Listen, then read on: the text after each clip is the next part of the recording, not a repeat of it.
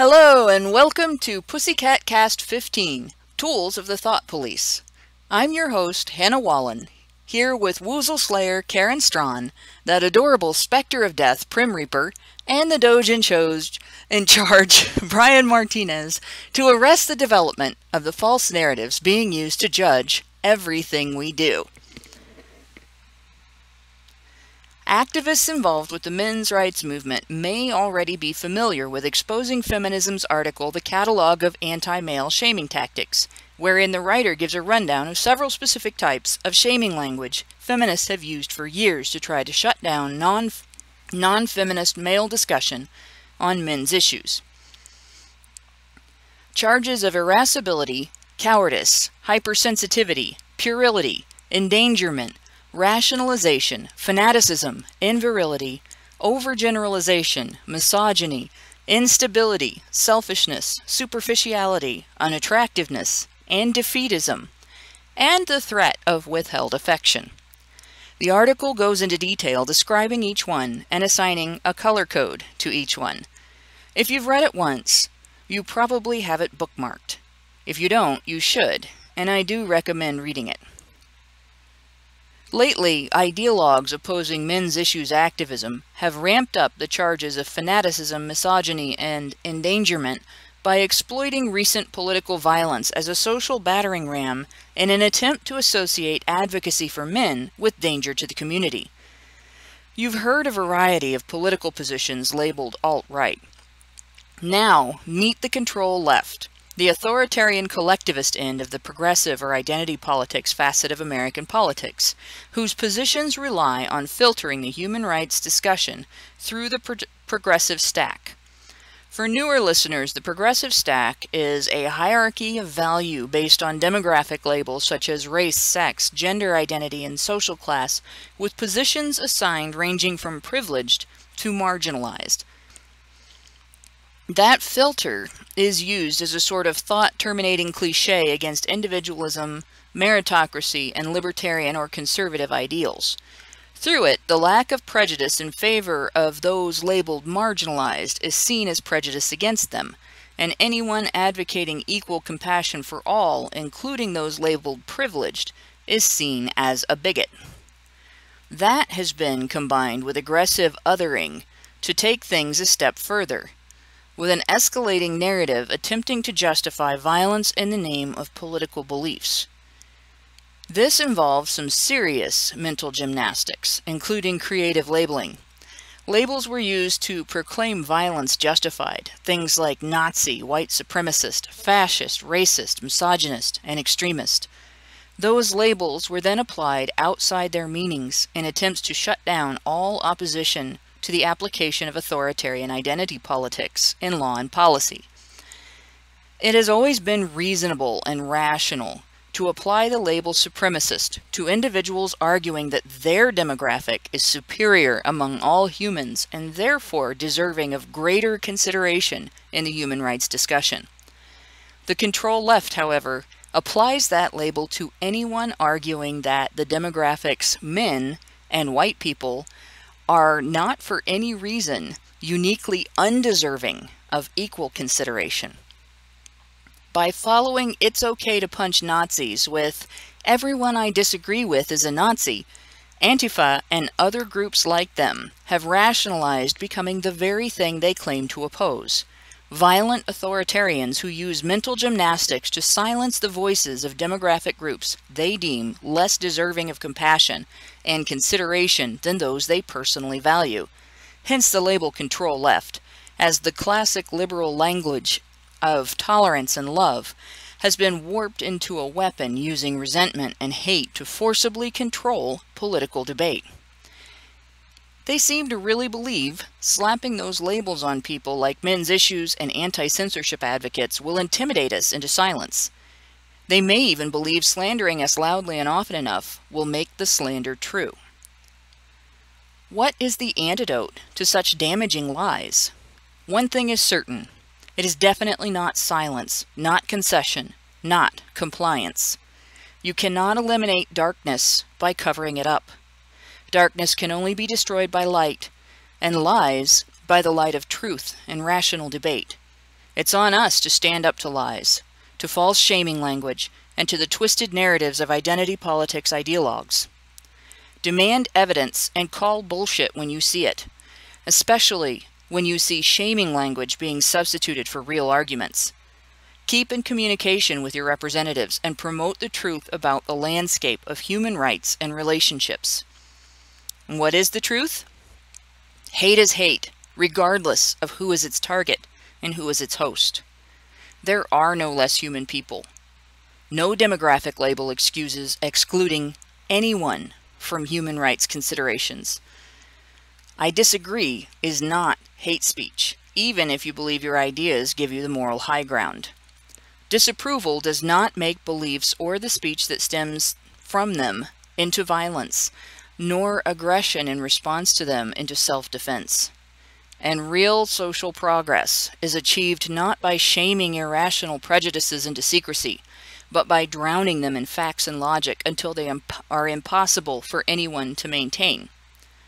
We don't need an alt-right or a control-left to tell us what to think. We need an adult conversation among a diverse population that will analyze the facts and strive for a rational conclusion, one that involves compassion for all human beings, regardless of their demographics. So guys, have at it.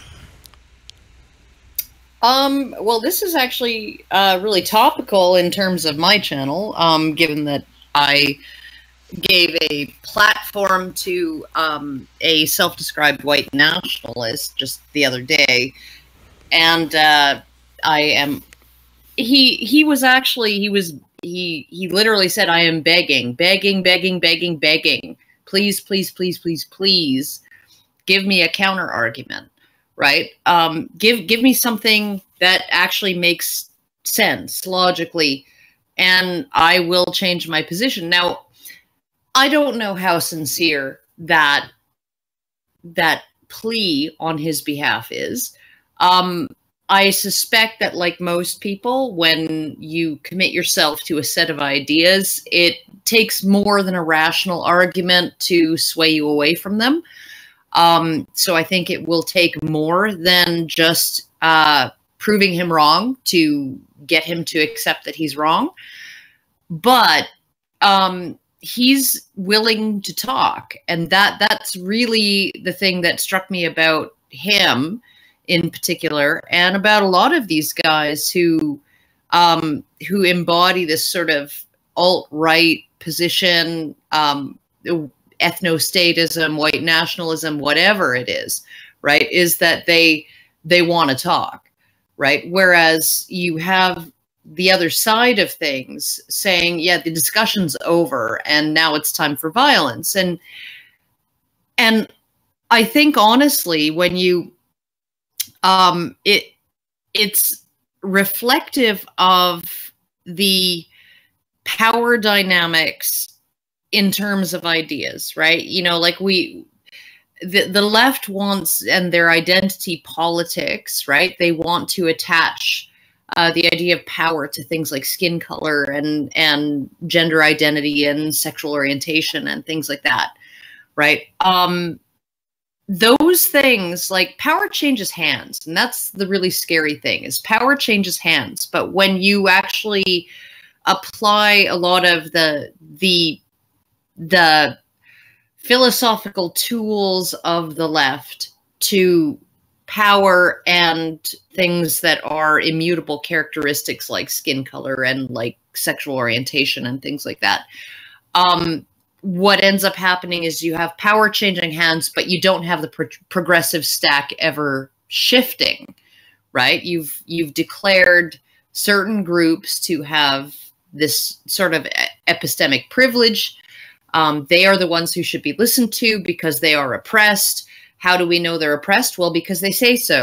Well, how do we take, should we take their word for it? Well, because they're oppressed.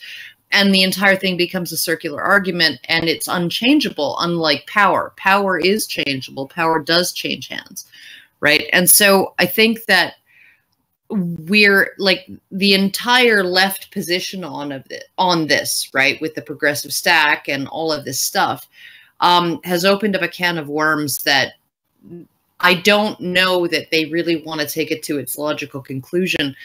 And I think it puts whites and males in particular in an untenable position, and straights and cisgender people in an untenable position of being increasingly marginalized out of the discussion, and they will find themselves painted into a smaller and smaller corner.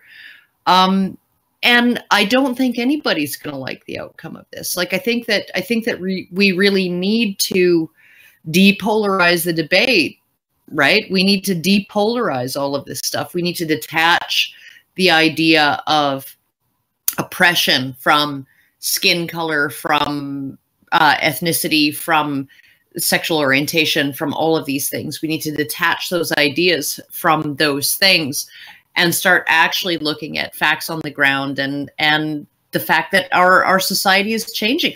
Look at the whole idea of feminism and this sort of, you know, when in Sweden 90% of veterinary students were suddenly women, and affirmative action laws started to actually work to the benefit of men. What did they do?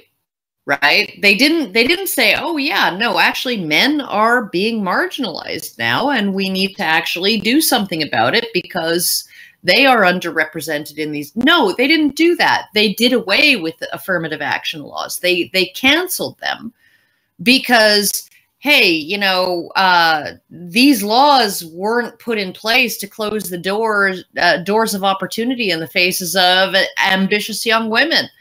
Right. So essentially there's no allowance for changing conditions within these narratives.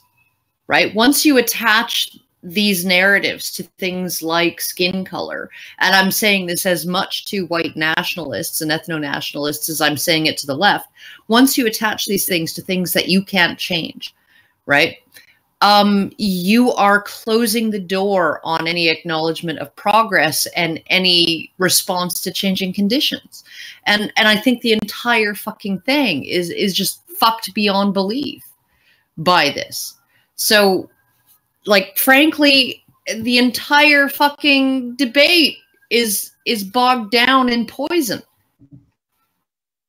Well, it's kind of interesting to how people will hear a more central, equal position, and they'll be completely in support of it. But then you mention a certain term, and all of a sudden, oh my gosh, we can't do this. Like, for example, I'll talk to people often, and I'll say, you know, I am for women's issues, and I'm also for men's issues, because everybody has their own things to deal with, and it's fine that we talk about all of them. But the second you say, oh, I am a men's rights advocate, all of a sudden, everybody loses their damn minds. It's the same way with people saying, you know, I don't judge people based on skin color. I'm for everyone, no matter what they look like. Why would we even judge based on that? Because it's not like they could control it in the first place. But then you say, you know, maybe white people shouldn't have people being racist against them willy-nilly, and all of a sudden you get accused of being a racist. It's just kind of absurd. Well, I think a good example of that recently was the ACLU, of all people, got flamed on Twitter for posting a picture of a white baby. And the picture was deemed racist because the baby was white. Yeah, no, it's ridiculous. Yes, it's so absurd. You know, like I do understand the argument, right? That color blindness is not really a thing, right? Okay, it's not really. I don't think it's anything that can actually be accomplished. Right? Like, I do think that racism on the part of all races, you know, like it's just a natural part of human nature that we, you know, and you have people like Black Hitler on YouTube saying, oh, they showed that white people are racist against blacks because they empathize more with whites than with people of color. Well, yeah, but that was true of every race. That was true of Chinese people and Korean people and, you know, Indian people and frickin' everybody. Everybody this is the whole reason why Paul Bloom made the argument against empathy, because empathy is not amenable to statistical reality. Empathy is all about our irrational human proclivities and these sort of irrational ways that humans sort people out according to, does this person look like me? We empathize more with people who look cute to us than with people who look, you know, like, I guess like the chick from Throw Mama from the Train, right? We feel more empathy for, you know, like a baby seal than we feel for that woman who played that role, right? And so essentially what we're looking at is we're trying to figure out a way to subvert human nature, to as much as possible kind of derail human nature and the most negative aspects of it, including our natural proclivity toward tribalism and racism and empathizing more with people who look like us, right? Okay, so that doesn't mean that does not mean that we want to say that your color, your skin color, your ethnicity, the language that you spoke, you know, where you come from, you know, in terms of where your parents are from, or what class you were born into, or that, like, this has no bearing on anything, and that we live in a perfect meritocracy. It's something to aspire to. It's something to aspire to say, right? We don't want to look at a brown person or a black person or a white person or an Asian person, right? And say they're less worthy of basic human dignity, respect, and equal opportunity than anybody else, right? That's the whole thing. That's the whole idea of it. It's not something that we can ever achieve, I don't think, right? But it's something that we can actually try to deal with as much as possible. And you have this group that's working at Counter Purposes that is suggesting that we focus entirely on difference, right? That we focus entirely on microaggressions, that we focus on entirely to the point where, you know, you have light-skinned black students asking themselves, should we voluntarily absent ourselves from our university's Black Caucus, right?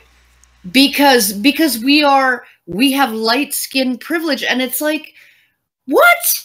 Like, I don't, like, where, how is this even a thing?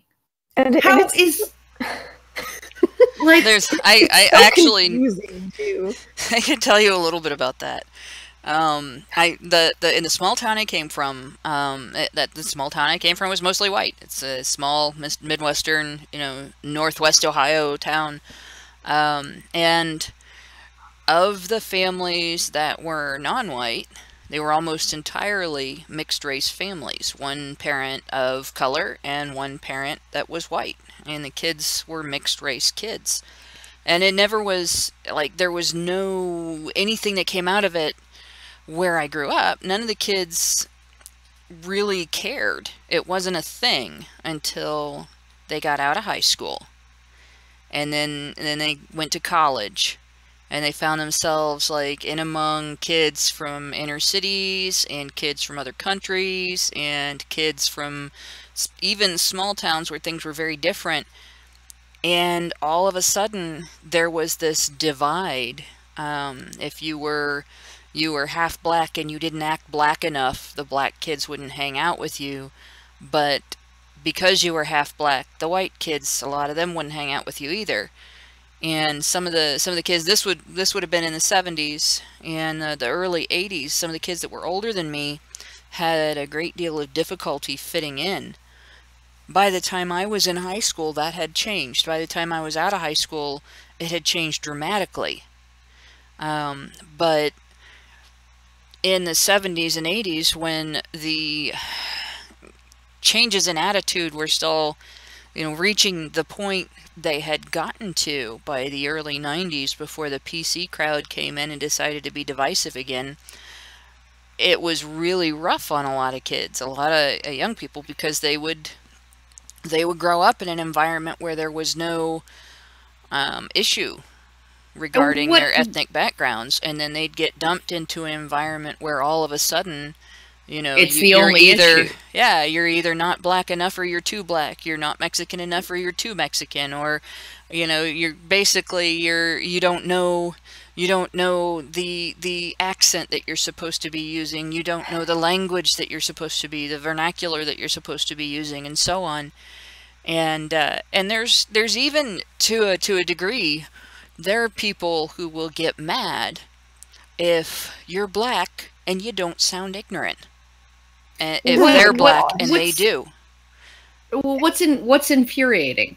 What's infuriating to me is, because, like, I mean, like, my son just turned 15 this summer, and you know, all through elementary school, it was like the multicolor gang. You know, he ran wild in the neighborhood with a gang of kids. You know, you had the one Sikh kid, and, you know, then you had the two native kids, and you had the black kid who was a second generation. His parents were first generation immigrants from Somalia, right? And they would just run the neighbor. And he was like the one white kid, right, in this group of 8 or 9 kids that he hung out with, right? He went on to a junior high school that's more than 50% non-white. And his best friends are a full-blood native kid who moved to Saskatchewan but still maintains ties with him.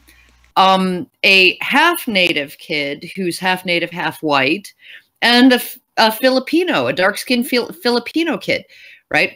These are his best buddies.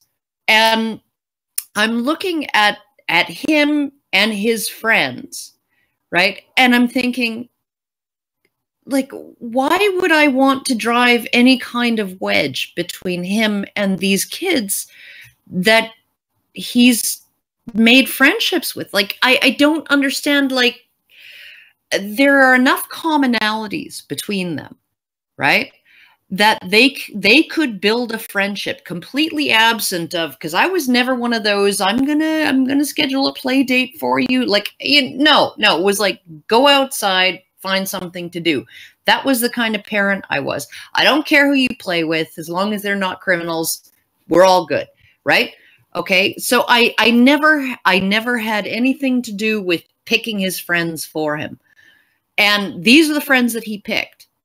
And the fact that he may be entering an environment now that drives wedges between him and his friends really fucking bothers me. It really, really does. Well, one thing that I just wanted to touch on was something that you said before, Karen, about how we can't even pretend that there are differences between people. Like, look at the Google thing with, oh my gosh, we can't even think about the fact that women might have different preferences than men, generally speaking. But at the same time, we also have people who are focusing so much on the differences between people, and it's actually really confusing to follow. Like, you have people insisting on having all of these different kind of personalities, kins, sexual orientations, and all of this focus on different skin color. Am I black enough to be considered on the progressive stack? All of this sort of thing. In my high school, we had one black dude, and he was probably among one of the most popular people in my grade, because not because of his skin color, but because he was one of the most gregarious people that we all knew, and we all loved him. There was nothing about him to dislike. I can't imagine anybody like treating him differently based on his skin color. The very thought is just completely abhorrent to me. And then there was this other time when we got a couple of, I can't remember exactly where they were from, but basically we got some Asian exchange students, and everybody was rushing them to want to be their friends because it's like, oh my gosh, the new people, they're so cool. They have different clothes. They have different cultures. This is really interesting. So there are so many people these days who are like, oh my gosh, we can't interact with these white people because... Oh no, and it's as well, you know, like this whole idea of cultural appropriation, right? Like I mean, I can understand the idea of preserving one's culture, right? Of preserving it and saying, okay, these are our cultural values and we want to maintain these cultural values. I absolutely can totally understand that. At the same time, there is no culture that exists right now, even Japanese culture, right? Which is like completely, you know, if you want to get into the idea of an ethno-state or whatever, right? Japanese culture would be like the primary one. Yeah, no, it's been heavily influenced by other cultures, absolutely 100%. Right. And so essentially you have to realize that cultures grow, refine themselves in a lot of ways by an exchange of ideas and an exchange of values and an exchange of fashion and an exchange of all kinds of other things. Right. And so when you look at this sort of idea that, you know, that white kid with dreadlocks, right, is committing some kind of crime against black people because he's appropriating a hairstyle, you know, like how far are we willing to go back in history to find out exactly who was the first person who stopped brushing their hair, right? No kidding. Well, like, or do we go back to before people brushed their hair? Yeah, like I don't fucking get it. Didn't dreads come out of Egypt? And wasn't that culture. It did came out that kid was from Egypt and that dreads came out of Egypt. So I think it was like, if I remember right, that story, it came out that the people that were criticizing him really ended up with egg on their face because where he was from, that was part of that culture. But or well, where his heritage was from, that was part of that culture. So it was kind of a dumb thing anyway. But the fact is, if I put on a fucking dress with a narrow collar, right, does that mean I'm appropriating Indian culture? Like, I'm sorry, but like, fuck off. No, it's all fake. It's all fake. And it's kind of funny to me. The idea of cultural appropriation sort of came along just in time to be the next way that victim politics, the identity end of victim politics, had to keep people divided, so that the problems that they make money, you know, the various groups involved in victim politics make their money claiming to fight against, that those problems couldn't be solved because, you know, we can't unite as a population in the United States if we're all at each other's throats over, you can't do that because that's from my people. Does anybody remember when Pretty Fly for a White Guy was a hit song by The Offspring? Yeah. Okay. And then you had Weird Al Yankovic doing White and Nerdy, right? Yeah. You know, Pretty Fly for a Rabbi, I think it was. No. Pretty Fly for, but White and Nerdy was, you know, I want to roll with the homies, but I'm too white and nerdy, right? Okay. I want to roll with my Segway, right? But I'm too white and nerdy. Okay.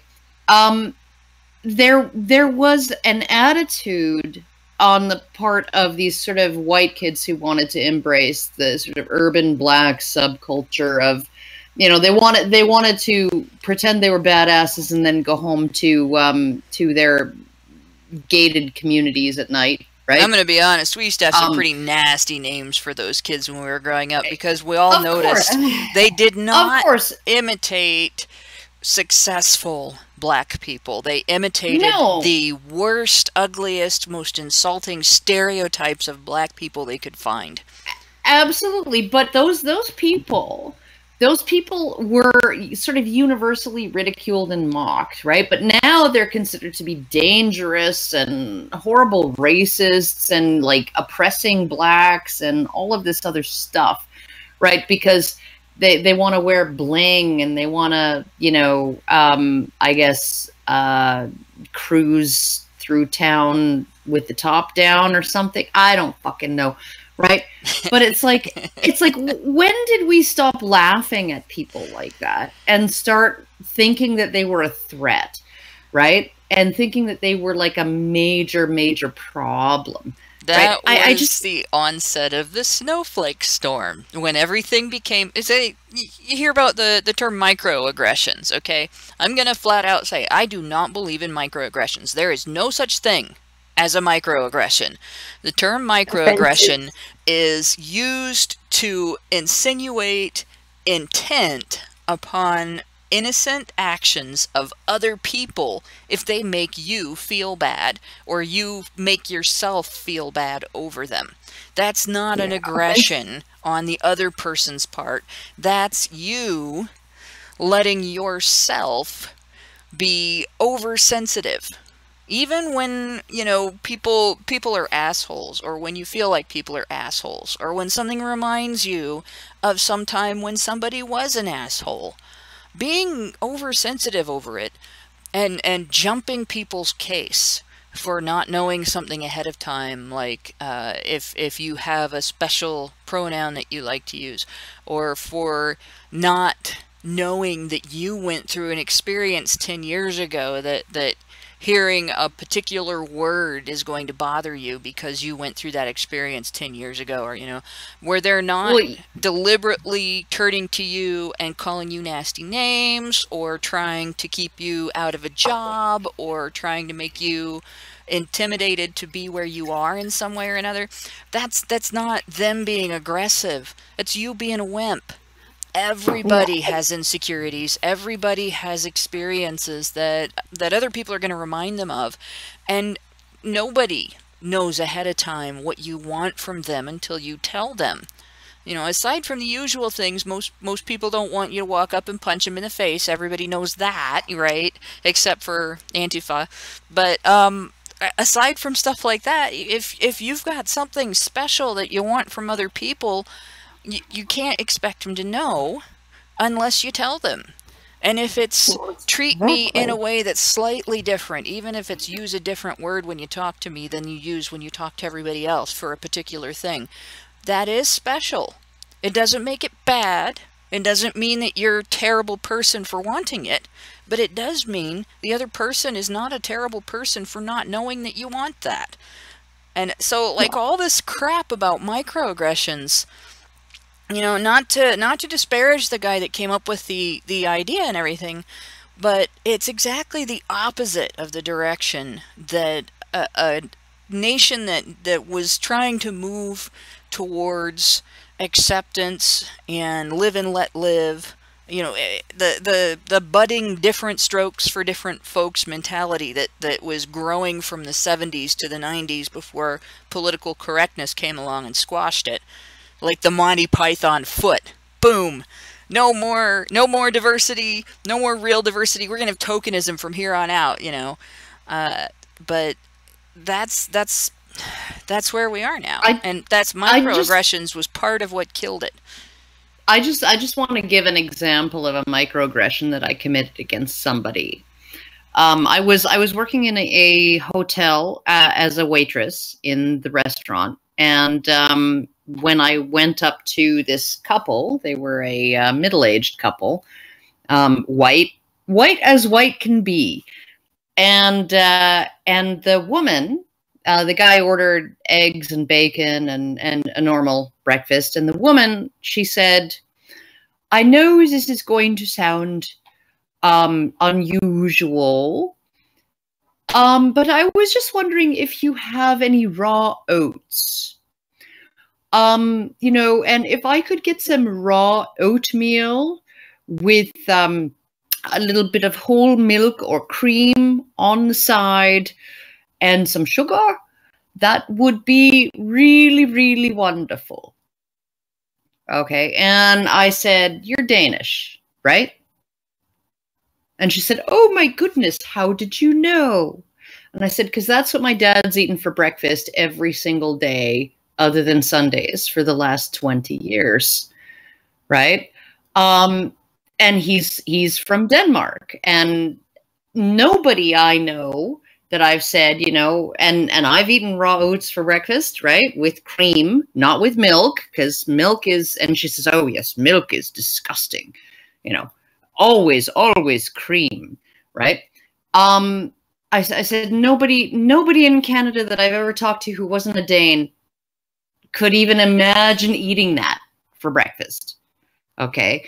Now, I made an assumption there, and it was based on, I guess, a stereotype that I had formed that only Danes are ridiculous enough to eat raw oatmeal with cream, heavy cream, if you can get it, and sugar for breakfast.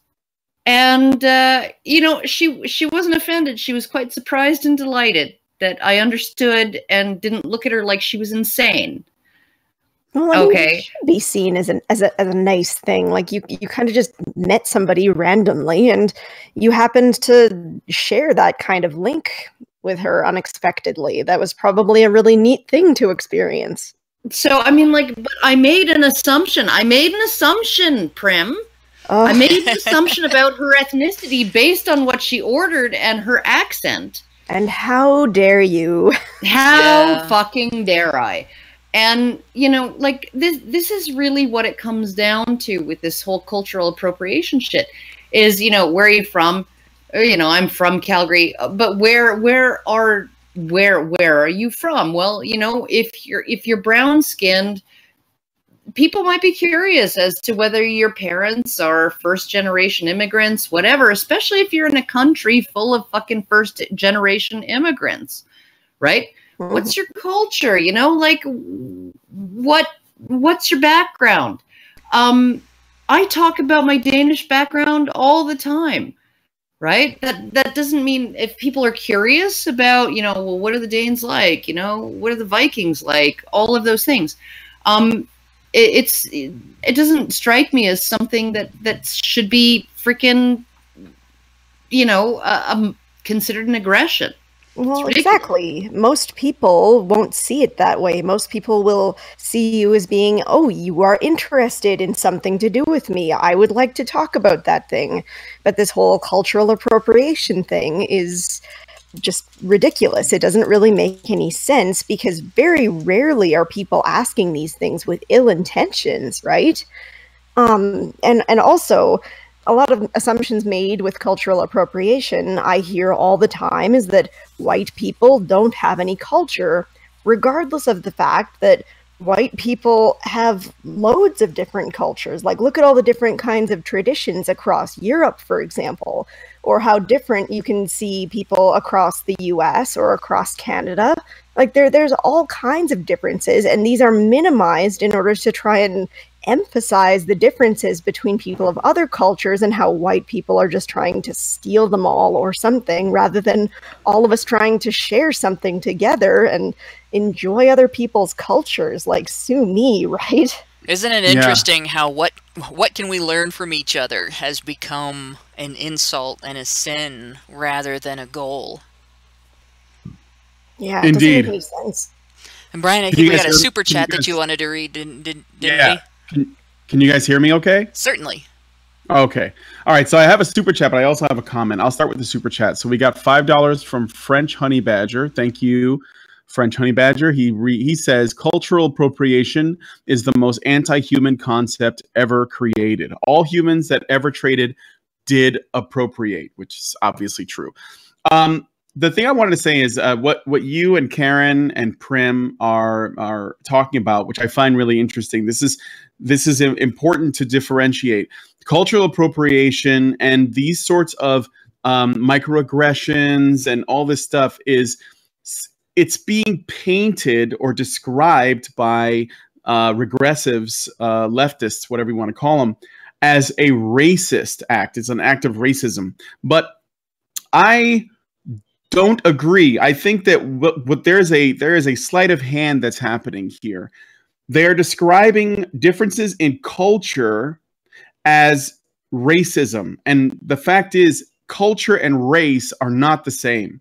So there's a conflation going on of terms here, and that's one of the reasons why you get these weird accusations of racism that are being attached to groups that are not a race. They're a culture that's being turned into, and now it's expanding to religion. So, for example, if you're critical of Islam, for example, they will call you racist. They'll say, "Oh, you have a problem with the Muslims. That's a racist brown people." Yeah, brown people. They try to equate that, though. They try to equate Muslims with Arabs or Middle Eastern people. And the fact is, that's not the criticism, right? Like when Sam Harris was on Bill Maher and he was talking about how Islam is and Ben Affleck, it's gross, it's racist. Exactly. And even though that was years ago, that still happens. And the thing is, the propagandists that work at like a lot of these mainstream media sites, they're trying to get more clever in how they accuse people of racism for things that are not racist. So criticizing a barbaric religion that has a death cult inside of it in the Middle East for the behavior of the ideology and not the people. And in fact, a lot of times people make arguments that the people that live under these, theocratic, political structures are the most victims, the most victimized by this structure, right? So, but they are finding new ways to accuse you of racism, especially places like Al Jazeera. And because I think they're paid off by Qatar, and the Young Turks are too. They work with Al Jazeera as an example, but they do the same thing with other cultures. For example, when people are critical of the political structures or the culture of Mexico or Venezuela or something. Like if they say, "Oh yeah, Venezuela," that's a really good example of why socialism doesn't work, for example. Or when Donald Trump says we have to build a wall because there are people who are coming here illegally that are taking jobs from people who are here legally that need them the most, as an example. They will say, "Oh, that's racist against Mexicans, that's racist against South Americans or Venezuelans or Central Americans." But the thing is, Mexicans are not a race. Mexicans are not a race. That's a culture. That's a nation. So there is an interesting sleight of hand that's happening, because and they do the same thing with white people in the opposite direction. For example, I've seen them in making counter arguments to the white nationalist position that we have to fight for our survival, right? Or whatever their concerns may be, but they have an interest in protecting that identity, their white identity.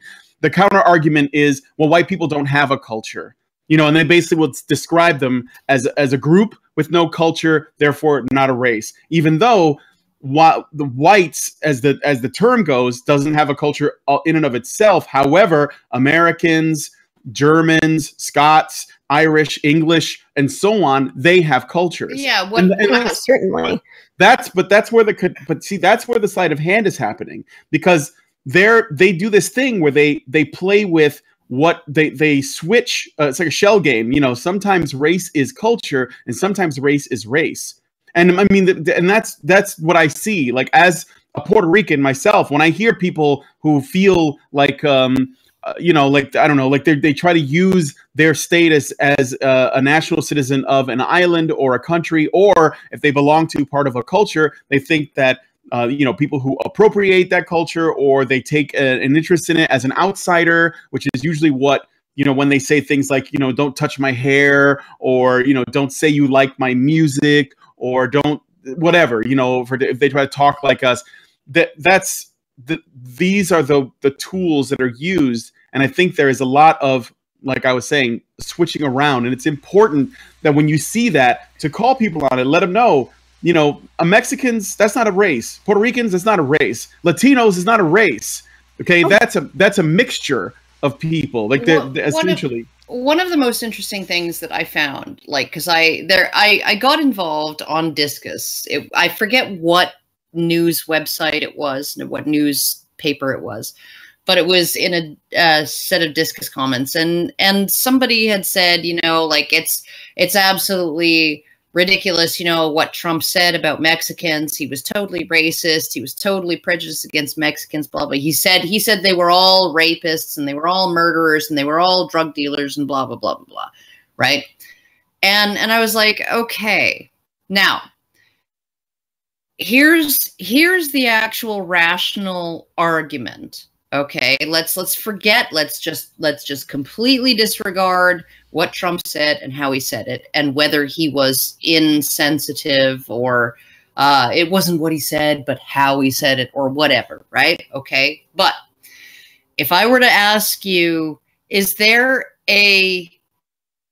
if we're going to talk about people crossing into Mexico from the U.S. illegally, right? Illegally crossing the Mexican border into Mexico from the U.S., would you assume that a disproportionate number compared to the general population of those people are individuals fleeing justice?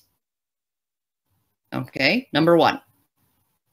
Number two, right? When you look at what's involved in, you know, like, okay, yes, there are some people who shoplift because they are feeding their starving kids. And yes, lots of them. And in the same fucking sentence, Trump acknowledged these people. Some of them are very good people, I assume, right? Yes, some people are driven by desperation to break the law, right? They steal a loaf of bread to feed their starving kids, but not, if you look at the general pool of thieves, right? General pool of people breaking the law, right? Are they going to be, in the majority, people who are only doing it out of desperation? Number three, right? The border between the United States and Mexico is a border that is consistently crossed by human and drug traffickers, right? And the drug traffickers and the human traffickers are scum. Okay, because Mexico has a huge fucking problem with cartels, right? And it doesn't matter if these people are deciding not to settle permanently in the U.S. Okay, the people who are trafficking humans and drugs across the border, right? They're spending time in the U.S., and crossing a line of latitude doesn't automatically make them nice people who are law-abiding. Number four, right? When you look at the fact that, and every frickin' Mexican I've ever talked to has said, yeah, no, I got into like a whole bunch of car accidents in Mexico that were all my fault, but I have a clean driving record there because my dad has money, right? Or, yeah, you're right. Your contract to deal with that aerospace company in Mexico is being held up in the bureaucracy. It's because somebody's waiting for a freaking money transfer. They're waiting for their palm to be greased. And there's like a huge problem with cartels and organized crime and graft and government corruption in Mexico. Do you think that maybe, just maybe, there are police who are willing to look the other way and go, oh, we just didn't catch that guy until he'd already crossed the border into the United States. I guess he's not our problem now, right? And now we don't have to deal with the assassinated cops and prosecutors problem that would come with dealing with him ourselves. Do you think maybe there might be a problem with that, right? Okay, these are all fucking things that are issues with the Mexican-American border, right? And funneling people through actual border control, right, is not going to stop those good people who would just overstay their vacations and make a life for themselves in America from entering America, right? It's not gonna stop people who want to make a life for themselves in America from saying, yeah, I'm just here for a week, and then disappearing into the general population. All it's gonna do is fucking stop the people who have criminal records, who are wanted for fucking murder and drug trafficking and human trafficking and all of those things, right? So you're not going to stop illegal immigration by making sure everybody goes through a border crossing. You're just going to stop the people that Trump was talking about. The rapists, the drug dealers, the murderers, the bad people, the bad hombres from being able to get in. Like, I don't understand how people cannot. And this guy was like, oh my God, you actually made an argument. Thank you. And there's more. There's more. And this is something that many people do not consider this. But, and it's something that has had me pissed off ever since I figured it out. There are many people who come into the United States across the Mexican border to be exploited and used and abused here. And that's a fact. It's a sad fact. It is a hair shy of slavery. And it's wrong. And it's encouraged by the same people who claim to have compassion for them. Who claim that it's racist to want to keep that from happening. When they say they want to bring people here to do jobs Americans won't do, what they are really saying is they want to bring people here to labor for less money than Americans would be willing to accept for their labor. And these are the same people that will go out and indiscriminately buy pot and cocaine and other drugs that come into the United States from those bloodshedding cartels south of the border. They won't buy blood diamonds. They won't buy any coffee that's not fair trade coffee. They'll even be very careful where they get their avocados to make sure that nobody's being abused to sell them their avocados. But they have no problem getting high over somebody's dead body. So I don't really have any sympathy for that viewpoint. I don't have any sympathy for people who turn around and say, well, I think you're racist because you want to change the way we do this. I think they don't give a shit, and they're just looking for something to accuse. I think they're just looking for a moral high ground to stand on. And it's a lot easier to stand on that without thinking about it and without realizing what a terrible thing they're actually advocating. There are people who come to the United States fleeing drug cartels and drug violence and gang violence and towns where their whole police force gets murdered for actually trying to stop the crime. And you want to set it up so that that can follow them here. What the hell is wrong with you? I just want to quickly jump in here. I just wanted to respond to something that Brian said. Basically, he's exactly right with people using this sleight of hand to associate like ethnicity with race and say that, oh, we can't talk about anything to do with any of it, otherwise we're all going to be racist. This is something that I find myself saying a lot on my channel these days, is that why would people want to assume that people's motivation in all of this sort of thing is racism? Like, rather than somebody, for example, going up to the Asian exchange students in my high school, why wouldn't somebody going up to them, talking about how cool their clothes are, wanting to learn more about their language, about their culture, about their food, why would that person not just be somebody more interested in their ethnicity, wanting to learn about them, maybe themselves are interested in one day going to Japan and all of its idiosyncrasy in their media, learning about all of that? Why are these people instead considered racist? Surely it's not more comfortable for people to assume that people have racist motivations behind these kinds of things. I don't understand it. But there's the rub. So you're right. I mean, you were obviously right because you agreed with me. But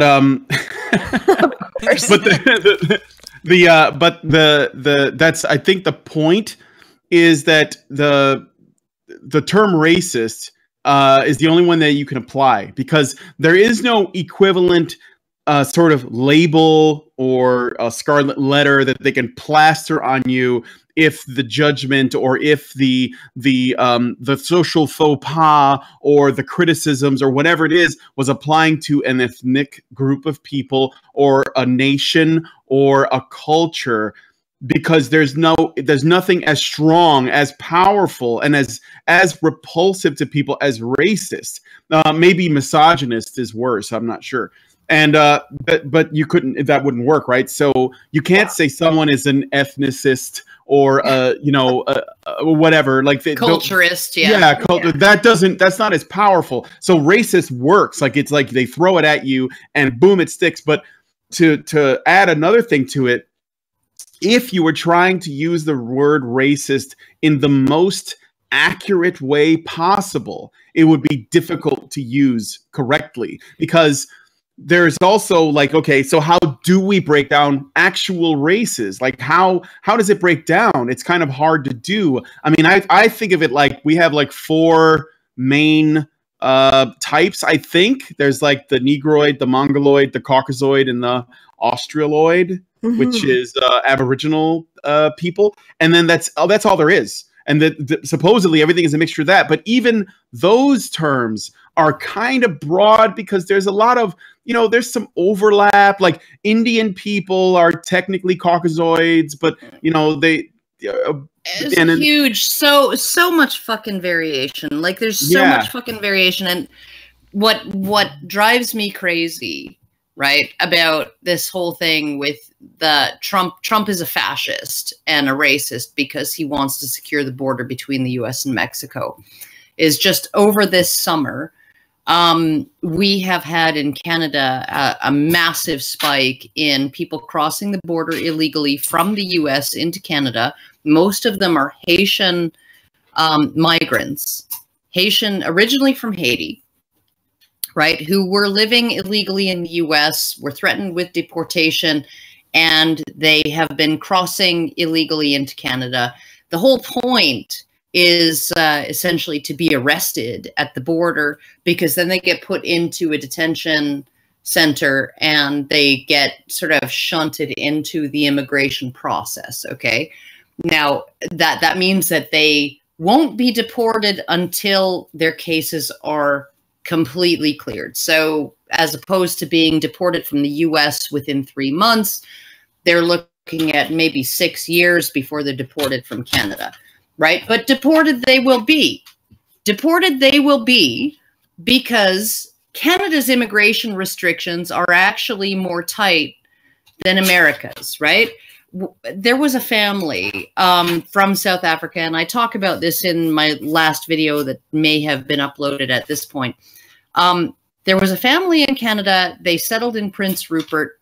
They were from South Africa. 3 out of their 4 family members have porphyria, which is an allergy to sunlight, a potentially fatal allergy to sunlight. So you can imagine living in South Africa would not be too much fun for them. And they found this dog, I'm going to kill you. They found this this community in Canada called Prince Rupert, the small town which is the most, stop it, dog, the most consistently cloudy place essentially on the planet, right? There are something like 300 of 365 days per year of cloud cover in this particular area, right? It was the first time that these 3 family members with porphyria were able to go outside and just walk around. They could put on sunscreen and go outside, right? They fought an 11-year battle all the way to the Supreme Court of Canada and were finally granted the right to remain legal residents, not citizens. They weren't granted citizenship. The right to remain legal residents of Prince Rupert based on humanitarian grounds. It wasn't based on the fact that they weren't felons. It wasn't based on the fact that they weren't appropriating school lunches from Canadian citizens. It wasn't based on the fact that they were Turking our gerbs, right? Or weren't Turking our gerbs. It wasn't based on anything right? Any of those things. If none of those arguments would have applied. Oh, they're productive members of tax-paying members of Canadian. Who cares? Canadian immigration didn't fucking care. Oh yeah, you're productive, you're law-abiding, you're tax-paying, you put more into the system than you take out, right? You're not disobeying the rules. Who the fuck cares? You're going back to South Africa. The only reason they were allowed to stay was because the equivalent, sending them back to South Africa would have sentenced 3 of these 4 people to the equivalent of a life sentence, right, in prison, because they would never have been able to actually have a life outside of their homes, right, with the curtains drawn. That is what they would have been sent back to. And they had to fight 11 years for that, with the support of the entire community of Prince Rupert, right? So I'm sorry, but when you put Justin Trudeau on the cover of Rolling Stone, Justin Trudeau, who says, yeah, no, Haitian people who are crossing the border into Canada illegally, yeah, you're not getting an advantage. You're not getting to the head of the queue. You're not more likely to become a citizen or be allowed to stay here, right? We are a country of laws, right? And you're probably going to be sent back to Haiti if you're not sent back to the US, right? And then you have on the cover of Rolling Stone, why can't Justin Trudeau be our president? Well, I think you wouldn't like his immigration policy. Keck. But my virtue signaling. Just really briefly, for the record, Mexico's immigration laws are stricter than the United States too. Oh yeah, they really don't want anybody there that's not Mexican. Brian, did you have your name in the chat? I already spoke. Oh, okay. I said the thing I wanted to say. So okay.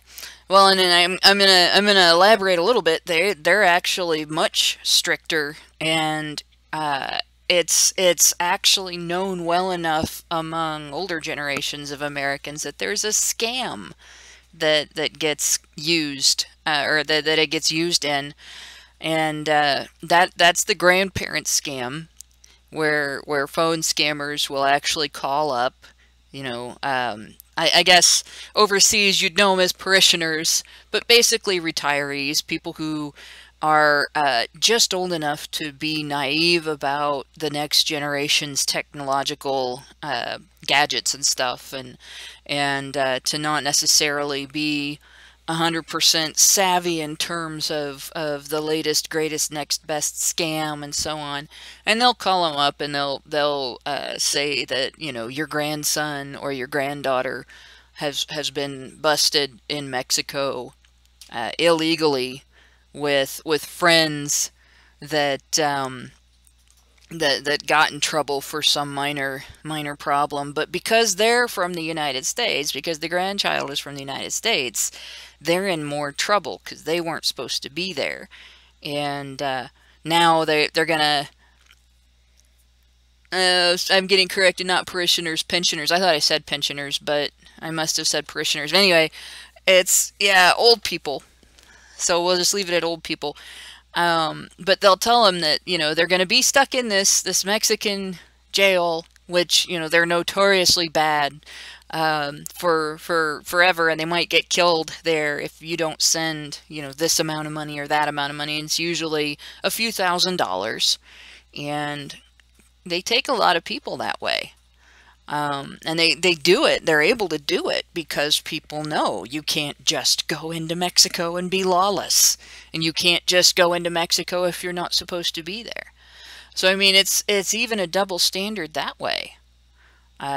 We're just basically all around getting told by the control left, you can't have the same standards for yourself, for your country, for your home, as other people are allowed to have for theirs. And that goes back to what I said earlier in the reading. You know, it's reasonable to call someone a supremacist if they want special treatment because of their demographic. It's not reasonable to call someone a supremacist if they want to not be excluded because of their demographic from ordinary expectations and ordinary treatment. And it's an argument that we're going to have to end up making over and over again. No, it's not racist to say that you should treat white people the same as you treat everybody else. No, it's not racist to say that it's okay to discriminate against men in favor of women. You know, now it's not misogynist, it's not sexist, it's not anything other than common sense. If something's a human right, that's everybody's right. It's not just women's right. It's not just a particular ethnic background's right. It's not just a particular religion's right, or only for people who are not religious.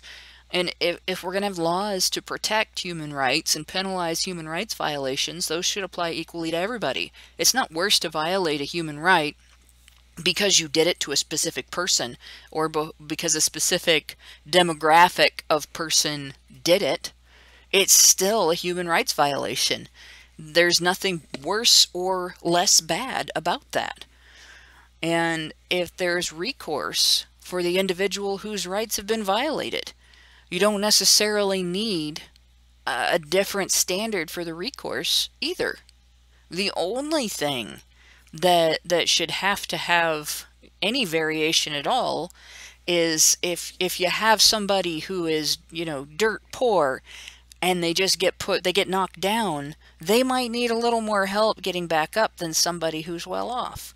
But that doesn't necessarily mean that somebody who's not dirt poor doesn't need any help. So common sense should factor in. And that's it.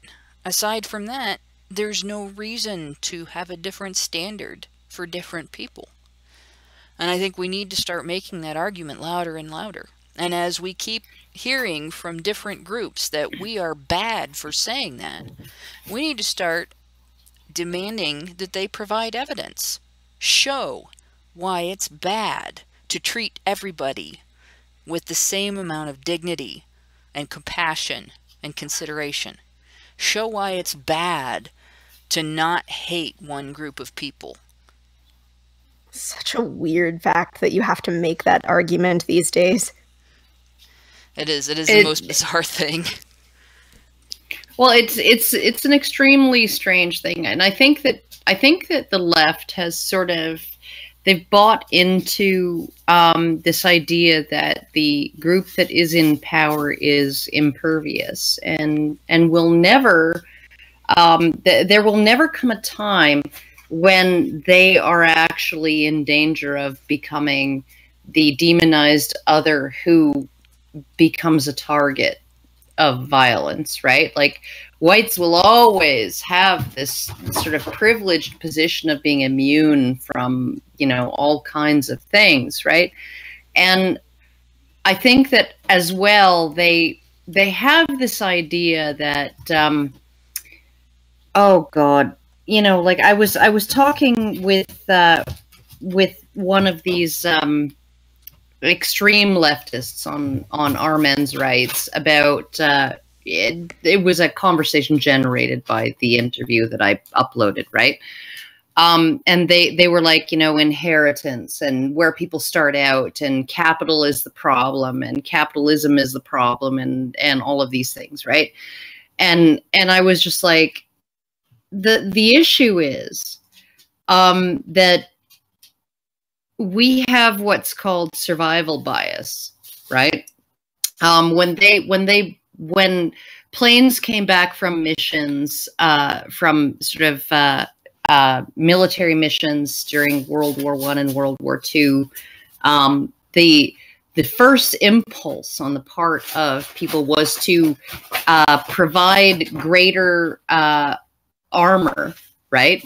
Metal armor on the planes where all the bullet holes were, right? Oh, these planes are coming back. They're covered in bullet holes in these particular places. Let's put more armor plating on these places, right, where the bullet holes are. But in reality, those are the places where planes can survive being hit, right? And so they had to rethink it and be like, okay, let's put additional armor plating on all the places where there are no bullet holes, because those are the places that when planes are hit, they actually go down and they don't come back, right? And when you look at somebody who dropped out of school, like Bill Gates or Mark Zuckerberg, and then they built something in their garage that was worthy of, like, that essentially became a multi-billion-dollar company, right? How many people do you think you're stepping over on the sidewalk because they sank their life savings into, you know, an idea for an app or something, and it didn't pan out long before, right? Long before anybody had ever heard of them. Like, I was married to a man who was the lead guy in a band, in what was essentially a garage band, who did gigs in all the V's in Alberta, Vermilion, Vegreville, Villeneuve, right? And was for 6 months every year the bar band in Inuvik in Northwest Territories, right? And he lucked out, because if he hadn't lucked out, he would have been flipping burgers at the time, not making a living playing music, right? He didn't become the fucking Rolling Stones. He didn't become Nirvana. He didn't become Soundgarden. He didn't become frickin' Pearl Jam. He didn't become any of those things. He became a marginally successful dude who could earn a living playing music in bars, right? And nobody's heard of him. And so we have to actually look at success in a different way. We have to actually look at the people who get to the top rung of society in a different way. A lot of it's luck, a lot of it's talent, a lot of it's just timing, right? And a lot of the people who tried, they are people you've never heard of, right? Who lost their life savings. And that's just the way it is. And this idea of this stratification of society based on this weird idea that that people who have succeeded don't deserve it, and people who don't succeed, you know, they don't deserve their failure, and all of these, so much of it is just random chance, right? And the idea that we're going to blame the people who were successful for all of the non-successes, and we're going to base it on skin color, because most of the people who own billion-dollar companies are white. Okay, but most of the people who failed at building billion-dollar companies, right, they're also white, at least in America or Canada or anywhere that's majority white, right? That you can't, they're looking at part of the picture. They're looking at part of the fucking picture. And they're saying all whites are privileged because most of the people in charge of things are white. No. It's the same thing with men, right? Men are at the top, therefore men have all the power. And then they don't look at the bottom where all the men are too. They don't. And the idea that we need to implement, you know, these kinds of measures that don't look at individual cases. They just essentially want to get the numbers to where they need to be, you know, in terms of racial representation and representation of gays and women and the whole bit, right? Except for when those groups are overrepresented, in which case that's just even more diversity, and that's even better, right? The whole thing is fucking ridiculous. Like, I don't even understand where we're going with this. I would really love for society, in as much as it can be, and yes, there's nepotism, and yes, there's cronyism, and yes, there is crony capitalism, and yes, corporations buy the influence of governments all the time, and all of those things, right? Okay, but I would really, really love to live in a culture that at least aspires to seeing people as equal, seeing people as deserving of equal treatment, not being biased against them, any of them, right?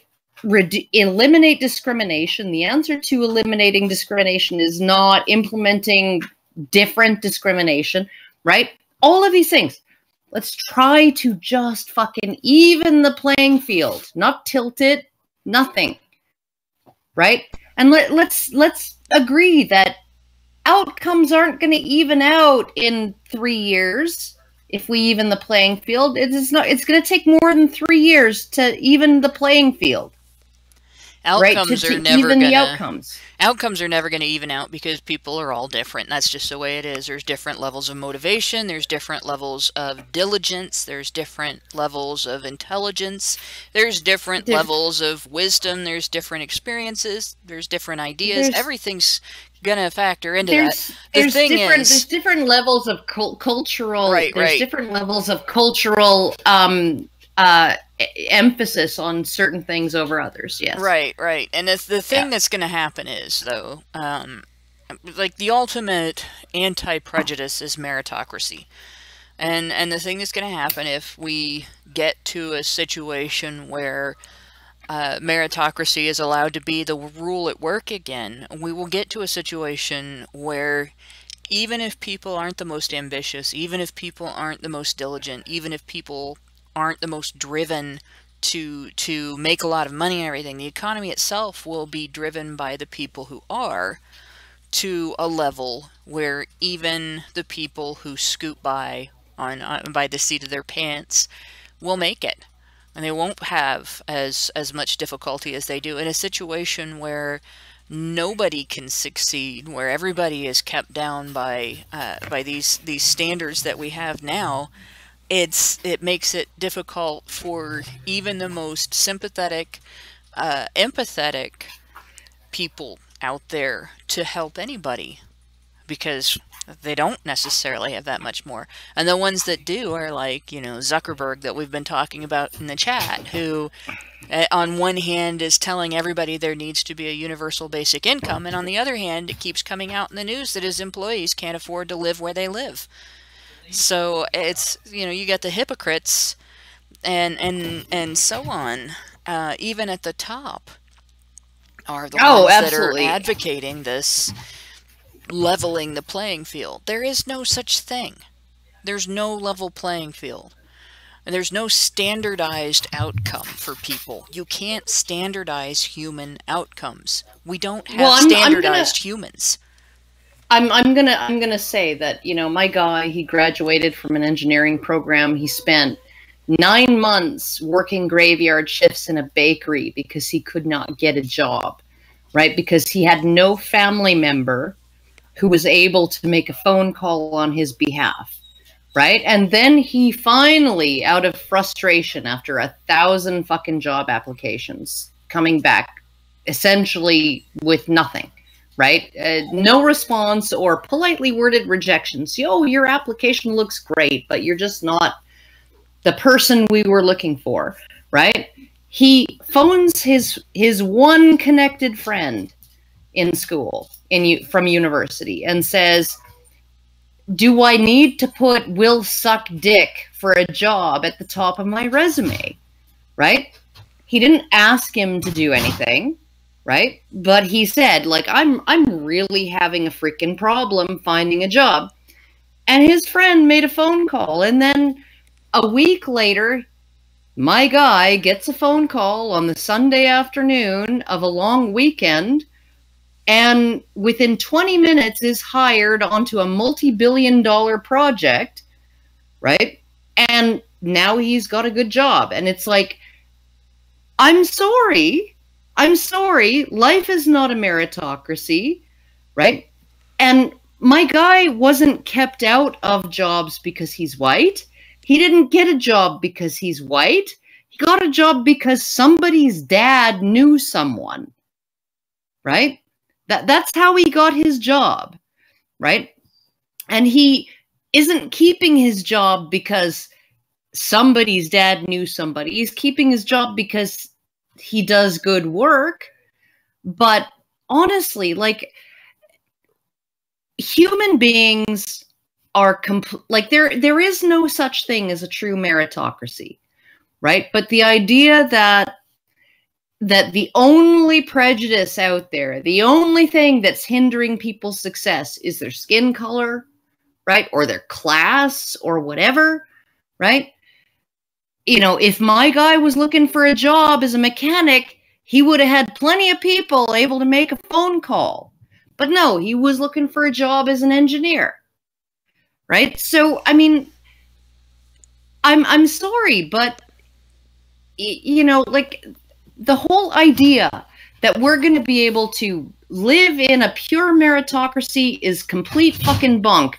But the idea that we should throw the idea of meritocracy out, right, and start essentially saying, oh yeah, no, these people deserve to be hired above and beyond these other people. All that's the entire fucking idea of that is stupid. It's stupid. Let's try to fix what the problem is, not make more problems. Like, the answer to injustice is not more an injustice. equal and opposite injustice. Like, this is what gets me about these white nationalists and ethnostatists and stuff. You know, the answer to an injustice is not an equal and opposite injustice. It's just not. You know, and unfortunately, we've been stuck in a pattern since, I would say in the United States, since about the midnight, maybe even the late 80s, of doing exactly that, trying to use an equal and opposite injustice as a remedy for both injustices, both real and perceived. Canada, the government can put a job posting up and say white men need not apply. Right, and it's just the same as 100 years ago or 200 years ago in the United States, when the same thing would have been said about the Irish. No Irish, you know. People don't like to remember that either. People do not. You start reminding people that the Irish were discriminated against. Yeah, bachelors had a rougher time getting jobs than married men, because married men were seen to need those jobs more. And here's a thing that I think a lot of people don't realize when it comes to discrimination of that type. Your employer isn't discriminating just because they think you're something wrong with you because you're a bachelor. They know that if they get a married man in there that has to support a family, they can treat him like shit, and he won't do anything about it because he really needs that job. His wife and his kids depend on that income, so they're gonna take that guy because they don't have to worry so much that if they piss him off, they'll just go somewhere else. You know, there's details like that. There's details like that go into decision making and employment that people who want affirmative action never take into consideration. But I think we've pretty much talked that topic to death, and I think we're getting off a little bit of the topic of the thought police, the tactics the thought police use. So Brian, are you there? Yes, I am. All right. I know we have a couple of super chats that we haven't read out yet. Yes, Did you want to I'm get going to those? go ahead and I'll go ahead and get those. So I got one from French Honey Badger, $5. Thank you, French Honey Badger. He writes, anyone who says capitalism is bad needs a helicopter ride. Ree!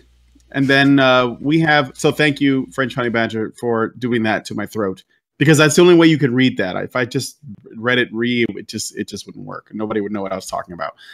And we get $5 Australian from Anthony Durrell, who writes, a lot of success is hinged on meeting the right people and not pissing them off. How many social justice warriors could go 5 minutes without pissing off the right people? So thank you for that, Anthony. And well, that was something that can I say the thing that I thought was kind of funny? Yes, definitely. All right. I thought this was kind of funny. So on Facebook, I'm friends with some people who watch us on the show, and they add me. So if you want to add me, that you can. I have a number of requests. I post a lot there, and usually creates a lot of discussions or arguments, depending who you are. Anyway, someone shared an image well, it's a couple of images, so I'm going to try to describe them to you as best I can since I'm not actually sharing this stuff.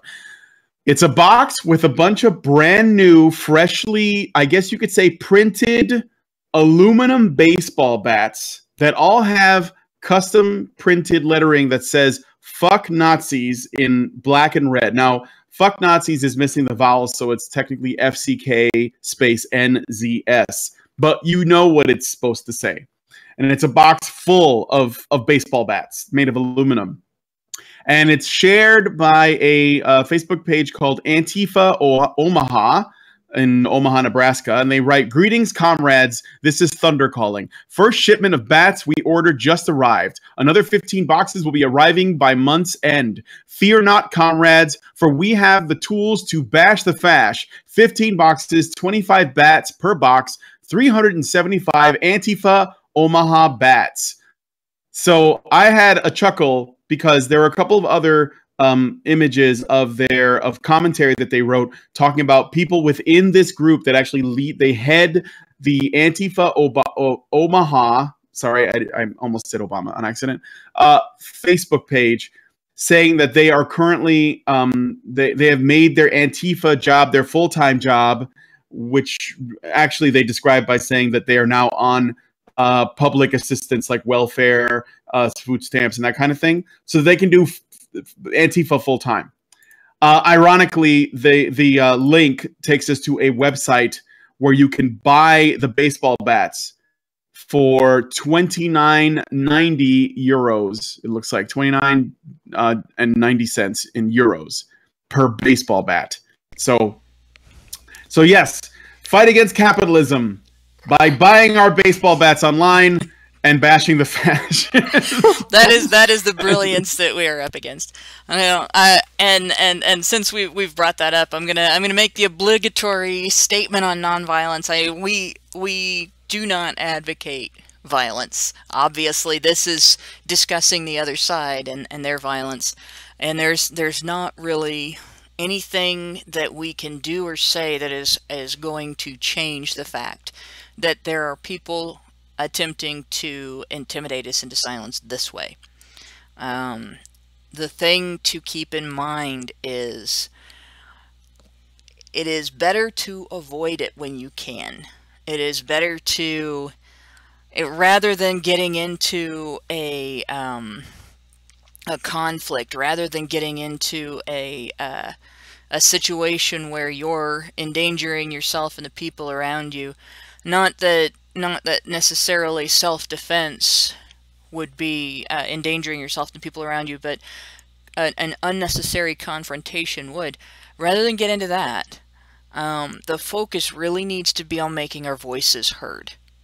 And the way to do that is not in direct confrontation with these basic street thugs. And there's nothing else I can, you know, when you start having baseball bats sold on the internet with your behavior as a theme, and it doesn't have to do with a sport, there's something wrong with your group, okay? Rather than getting involved directly in confrontation with these basic thugs, the important thing to do is to contact your representatives, contact the news media, comment on news stories. And I'm not saying don't make your voices heard in public. I'm not saying don't gather, don't meet, don't demonstrate, but don't seek it out.